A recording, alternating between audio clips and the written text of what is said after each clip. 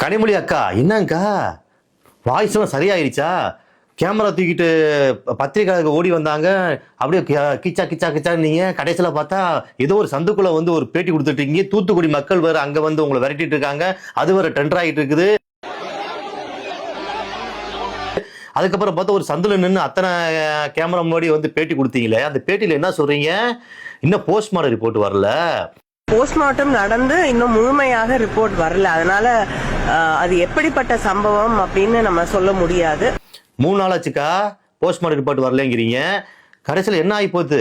ஒன்றும் ஆகலையே. நீங்க என்ன சொல்றீங்க? அதுக்கப்புறம் 41 பேர் கரூர்ல இறந்தாங்களே, ஒரு நாள் நைட்டுல வந்து போஸ்ட்மார்டம் ரிப்போர்ட் 41 பேருக்கு உங்களால கொடுக்க முடிஞ்ச நீங்க உங்க ஆட்சியில இப்ப வந்து அந்த குழந்தை இறந்து 3 நாள் ஆச்சு, போஸ்ட்மார்டம் ரிப்போர்ட் கொடுக்க முடியல. அதை கொடுத்து அதை கண்டுபிடிச்சு அந்த யாரு என்னங்கிறது இன்னமும் அந்த விஷயம் தெரியல. என்னங்கக்கா இது எது 41 பேர் கொலை பண்ணிட்டாரு விஜய் சொல்லிட்டே இருக்கீங்களே எல்லாமே.